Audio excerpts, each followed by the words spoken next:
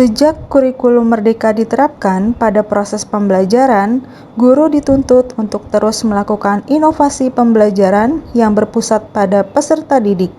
Tentunya, transformasi pendidikan ini tidak mudah untuk dilaksanakan, apalagi pada tahun 2019 terjadi wabah COVID yang dimana proses pembelajaran dilakukan secara daring, sehingga menyebabkan para peserta didik tidak mudah untuk lepas dari gadget dan menjadi ketergantungan.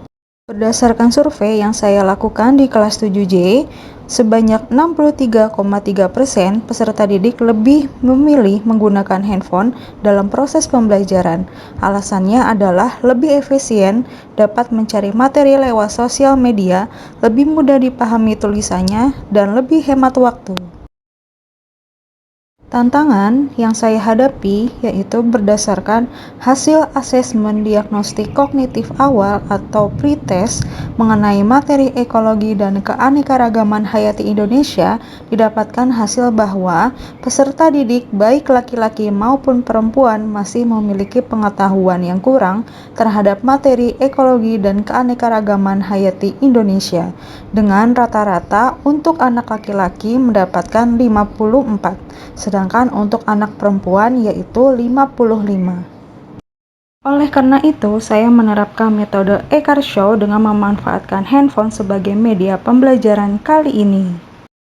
Ekarshow adalah penampilan bab ekologi dan keanekaragaman hayati Indonesia dengan teknologi augmented reality sehingga peserta didik dapat melihat gambar 3D hewan dan tumbuhan secara langsung dengan memanfaatkan kamera handphone. Berikut adalah aplikasi yang bisa digunakan, yaitu Assembly Studio yang bisa kita download lewat Google Play Store. Kemudian Bapak Ibu dan teman-teman sekalian bisa klik scan. Nah, ini ditunggu. Kemudian akan muncul kamera dari aplikasi tersebut dan kita scan barcode yang sudah dibuat. Setelah di-scan akan muncul gambar 3D yang sudah saya buat. Nah, ini adalah hewan-hewan endemik Pulau Sulawesi.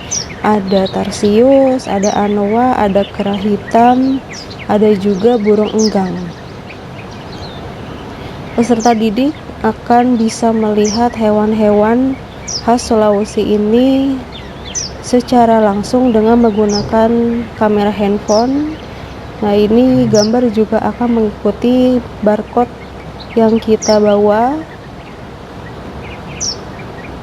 Kemudian di aplikasi ini peserta didik dan teman-teman sekalian bisa melakukan perbesaran gambar, yaitu di zoom, kemudian diputar-putar juga bisa.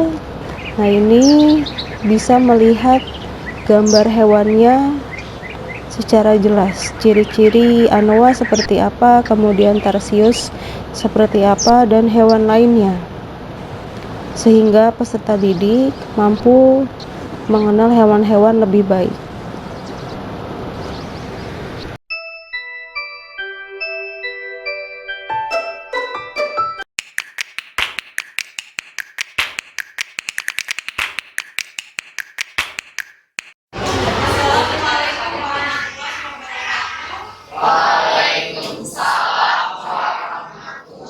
Gimana kabarnya? Alhamdulillah luar biasa. Wow.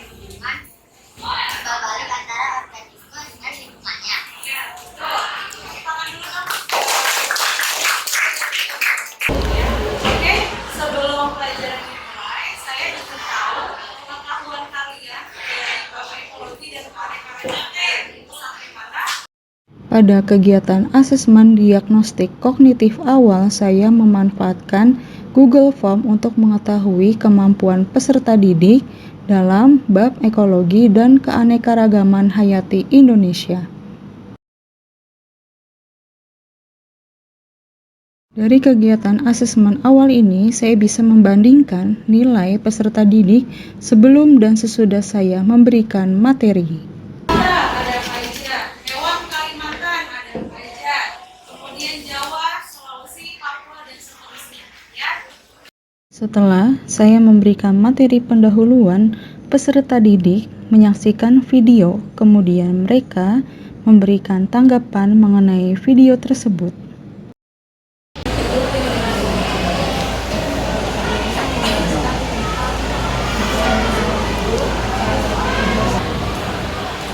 Tadi ada binatang apa aja yang Zaidan lihat?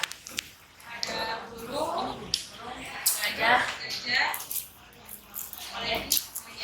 Tadi kan kalian sudah nonton video tentang ekologi dan keanekaragaman hayati. Berikutnya nanti kalian setiap kelompok yang sudah saya berikan, kalian nanti mendapatkan ini. Ya. Ini saya sudah membuat kode QR. LKPD saya bagikan kepada setiap kelompok. Untuk laki-laki dan perempuan masing-masing dibentuk 2 kelompok. Setiap kelompok mendapatkan QR barcode yang akan mereka scan nanti menggunakan aplikasi Assembler Studio. Jadi kenapa, Bu? Ikan lele, Bu. Terima kasih.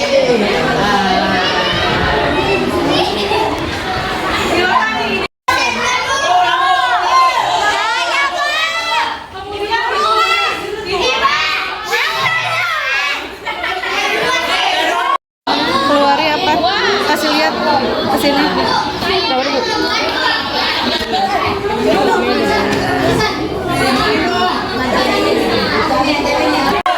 Ditulis di buku tulis sama aja yang ada di situ. Ketika peserta didik ada yang masih kurang jelas mengenai aplikasi tersebut, saya coba jelaskan kembali dengan detail agar mereka bisa menggunakan Assembler Studio. Pada proses pembelajaran kali ini, saya membuat kompetisi antar kelompok.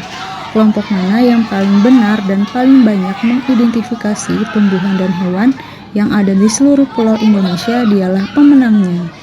Ditulis dulu yang benar, ditulis.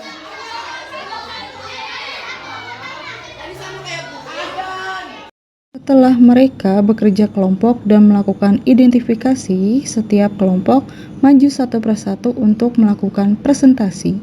Didapatkan hasilnya bahwa kelompok laki-laki mendapatkan lebih banyak identifikasi dibandingkan dengan kelompok perempuan. Pelajaran hari ini seru banget soalnya pakai aplikasi yang baru pertama kali dicobain juga sih. Bagus, dapat dicerna ke otak juga, ya pokoknya mantap. Karena mendapatkan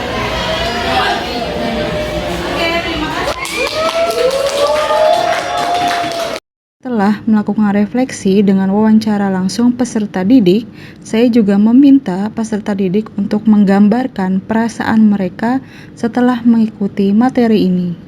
Dari emotikon yang mereka gambar, sebagian besar mereka merasakan senang setelah menggunakan metode Ekarsho dalam bab ekologi dan keanekaragaman hayati Indonesia. Semangat terus untuk Bapak Ibu guru seluruh Indonesia. Yuk kita didik anak-anak kita sesuai dengan bakat dan kemampuannya masing-masing. Wassalamualaikum.